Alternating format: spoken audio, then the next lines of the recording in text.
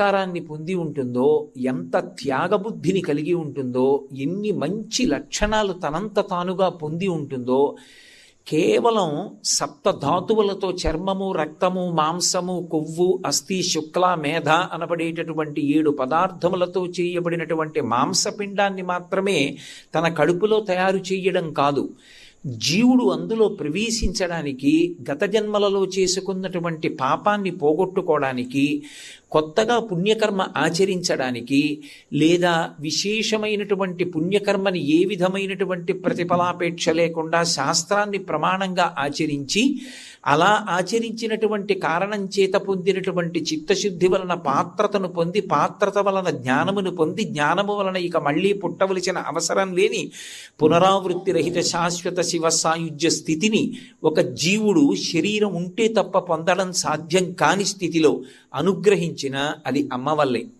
అమ్మ కడుపు కేవలం మాంసపిండం తయారు కావడానికి మాత్రమే కాదు, అమ్మ కడుపులో ఉండగా అమ్మ ఏది విందో, అమ్మ ఎంత ప్రశాంతమైనటువంటి స్థితిని అనుభవించిందో, అమ్మ దేని యందు అనురక్త అయిందో అవే లక్షణాల్ని పిండం కూడా పొందుతుంది అని, లోపల పెరుగుతున్నటువంటి పిండం విషయాల్ని వింటుంది, సంస్కారాన్ని పొందుతుంది అన్న విషయంలో ఏ విధమైనటువంటి అభ్యంతరము లేదు. మహాభారతంలో ఉత్తరాగర్భంలో ఉన్నటువంటి అభిమన్యుడు తండ్రి అయినటువంటి అర్జునుడు చెప్తున్నటువంటి పద్మవ్యూహం గురించి విన్నాడు అన్న విషయం పరమసత్యము అనడానికి ఇవాళ వైద్యశాస్త్రం కూడా అంగీకరిస్తుంది. 5వ నెల దాటిన తరువాత పిల్లలు ఏ విషయాన్ని తల్లి వింటోందో అదే విషయాన్ని లోపల ఉన్నటువంటి పిండం కూడా వింటుంది. విని దాన్ని సంస్కారంగా ఏర్పాటు చేసుకుంటాడు. అందుకే మీరు మహాభారతం, రామాయణం లాంటి వాటిని పరిశీలనం చేస్తే శర్మిష్ఠ యొక్క కుమారుడికి శర్మిష్ఠ యొక్క లక్షణాలు వస్తాయి. అందుకే పూరుడు అంత గొప్పవాడు కాగలిగాడు. శకుంతల యొక్క లక్షణాలు పొందినటువంటి భరతుడు అంత గొప్పవాడు కాగలిగాడు. అలాగే కురువంశానికి అంతటికీ కూడా వంశకర్త అయినటువంటి కురుప్రభువు, ఆయన కూడా తల్లి పోలిక వలన, తపతి పోలిక వలన అంత గొప్ప స్థితిని పొందగలిగాడు.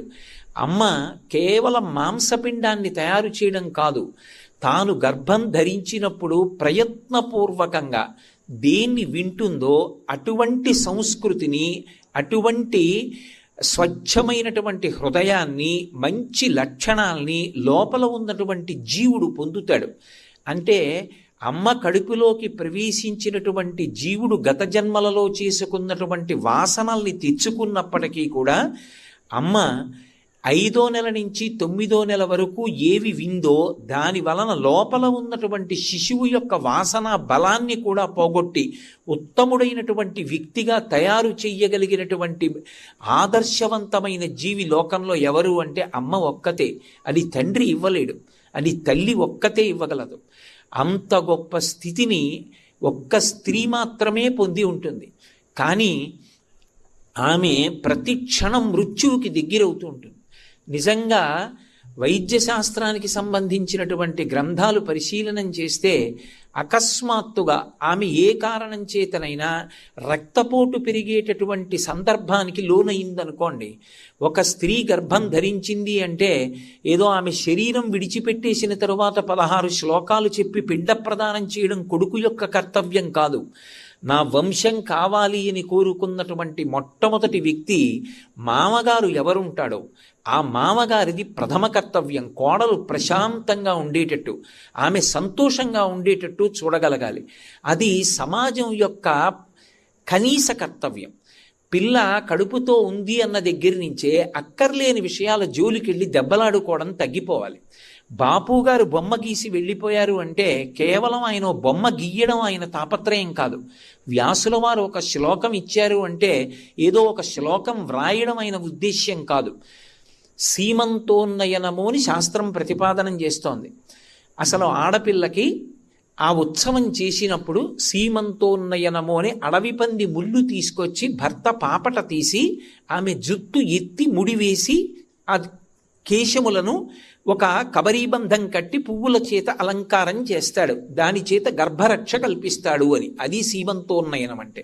అది ఇవాళ ఏమైపోయిందంటే మీరు ఎన్ని కిలోల మధుర పదార్థాలు తేవాలి, మేము ఎన్ని కిలోల మధుర పదార్థాలు ఇవ్వాలి, అందులో కూడా మళ్ళీ ఏవి మీరు తేవాలి, ఏవి మేము తేవాలి.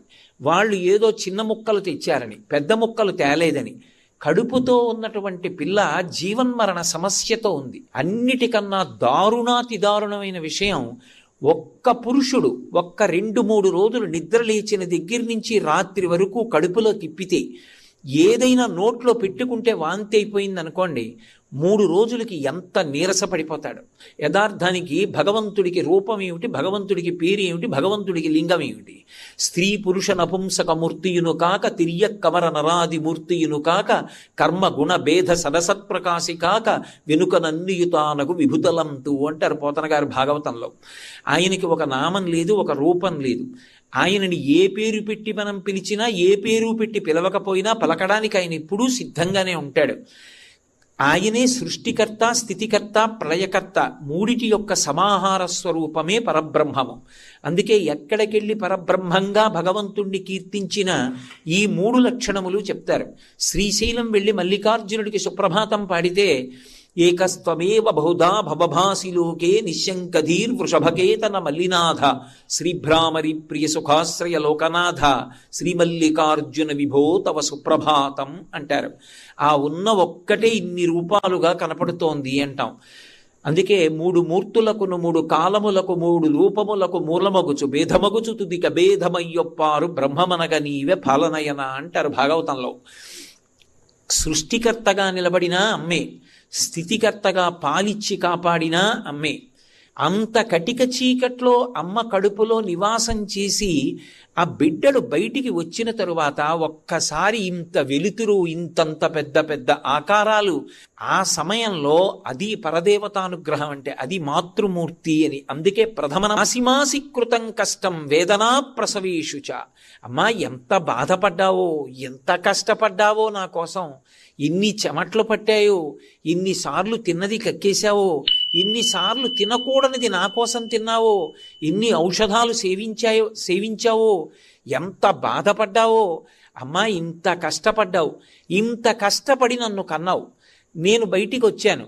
వచ్చిన తరువాత నేను నీకు కృతజ్ఞత చెప్పాలా, నువ్వు నాకు కృతజ్ఞత చెప్పాలా? నేను నీకు కృతజ్ఞత చెప్పలేదు, నాకు చెప్పగలిగినంత సంస్కారం కూడా ఏమీ లేదు.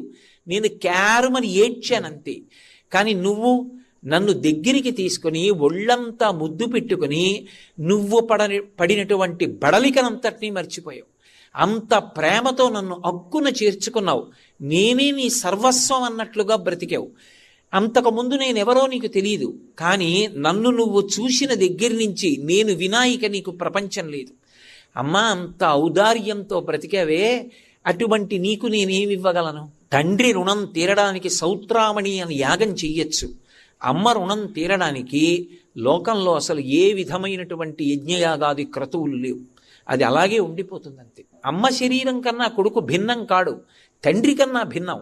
అమ్మ కడుపులో పెరిగాడు, అమ్మ శరీరంలో అంతర్భాగం. అక్కడ ఒక పిడచ పెట్టి వెళ్ళిపోతే ఆ పిడచకి సంతోషపడిపోయి పుచ్చేసుకుంటుందిట అమ్మ. అమ్మ నేను నీకేమి ఇవ్వగలను? మాతృపిండం దదామ్యహం. అమ్మ నీకొక్క పిడచ పెడుతున్నాను, ఇంతకన్నా నీ చేసింది లేదు, నన్ను మన్నించు, నన్ను ఆశీర్వదించు. వ్యాసుడంతటి వాడు అమ్మ అన్న మాట దగ్గరికి వచ్చేటప్పటికి అంత కట్టుబడిపోయాడు.